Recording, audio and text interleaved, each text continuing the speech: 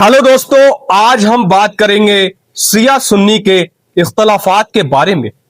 आखिर एक खुदा को मानने वाले, एक कलमा पढ़ने वाले, आखिर इनके दरमियान ऐसा क्या हुआ जो इनके बीच इतना बड़ा मतभेद हो गया। बात करते हैं स्टार्टिंग से।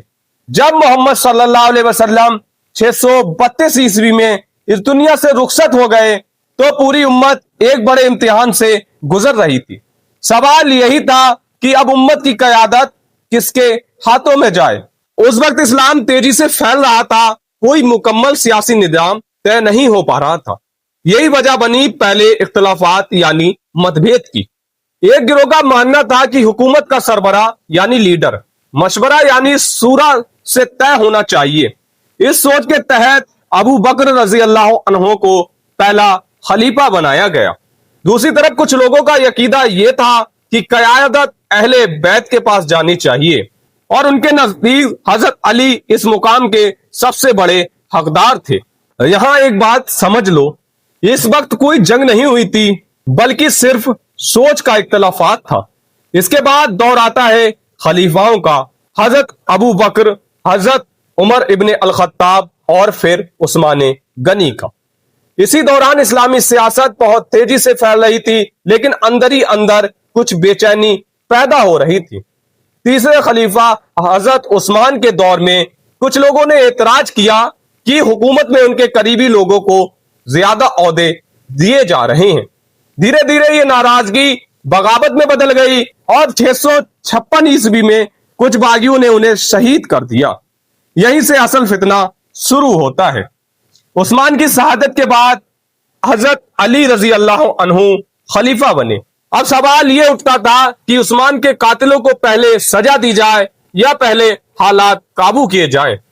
कुछ बड़ी हस्तियां जिसमें आयशा इब्ने अबू बकर, तलहा और जुबैर शामिल थे का कहना था कि कातिलों को फौरन सजा मिलनी चाहिए और हजरत अली का मानना था कि पहले अमन को बहाल किया जाए और फिर मुकम्मल इंसाफ किया जाए।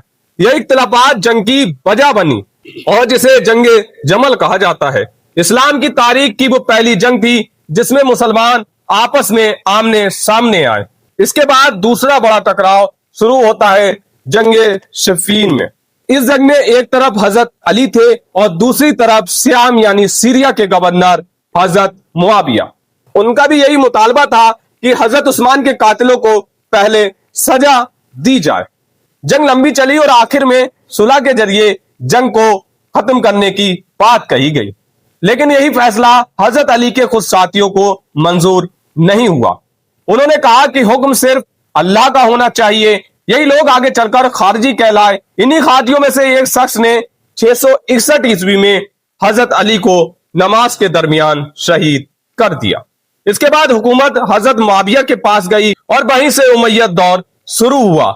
लेकिन सबसे दर्दनाक और दिल को दहलाने वाला वाकया अभी भी बाकी था, जिसका नाम था करबला।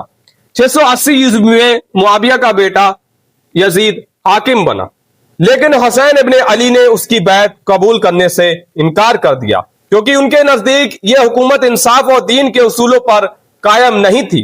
करबला के मैदान में इमाम हुसैन और उनके साथ बहुत कम लोग थे, जबकि सामने एक बड़ी फौज थी। उन्हें कई दिनों तक पानी नहीं दिया। आखिरकार 10 मुहर्रम का वो दिन आया जब इमाम हुसैन और अहले बैत को शहीद कर दिया गया। यह सिर्फ जंग नहीं थी बल्कि कुर्बानी और सच्चाई की सबसे बड़ी मिसाल बनी। अगर आप पूरी कहानी को साफ अल्फाज में समझें तो यह जंग सिर्फ मजहब के बदले के लिए नहीं थी, बल्कि क़यादत किसका हक है, इंसाफ कब और कैसे होना चाहिए और सियासी इख्तियार किसके पास होंगे, इन सवालों पर हुई थी। वक्त के साथ यही इख्तिलाफात गहरे हो गए और अलग अलग मसलक विचारधाराएं बनी, जिन्हें आज हम शिया और सुन्नी के नाम से जानते हैं। लेकिन सबसे अहम बात यह थी कि दोनों ही कुरान को मानते हैं, दोनों ही मोहम्मद सल्लल्लाहु अलैहि वसल्लम को आखिरी नबी मानते हैं और इस्लाम की बुनियादी इबादत एक जैसी है। इसलिए तारीख को समझना जरूरी है, मगर एक दूसरे की इज्जत करना भी ज्यादा जरूरी है। यही है इस्लाम के शुरुआती दौर की जंग की पूरी दास्तां। यही वजह थी कि शिया सुन्नी एक दूसरे में पट गए और इनके बीच एक बड़े मतभेद पैदा हो गए। हमने आपके सामने तमाम वो तारीखी बातें بہت چھوٹے الفاظوں میں آپ کو سمجھانے کی کوشش کی اور اسے آپ کے سامنے رکھا۔ آپ کی رائے اس بارے میں کیا ہے کمنٹ باکس میں ضرور دیں، اور اگر ہماری ویڈیو آپ کو پسند آئی ہو اور آپ بھی چاہتے ہیں کہ لوگوں تک یہ جانکاری صحیح طریقے سے پہنچے تو ویڈیو کو آگے شیئر ضرور کریں، اور ایسی ہی تاریخی باتوں کو جاننے کے لیے، حق اور سچائی کو جاننے کے لیے ہمارے یوٹیوب چینل SQ اپڈیٹ کو سبسکرائب کرنا نہ بھولیں۔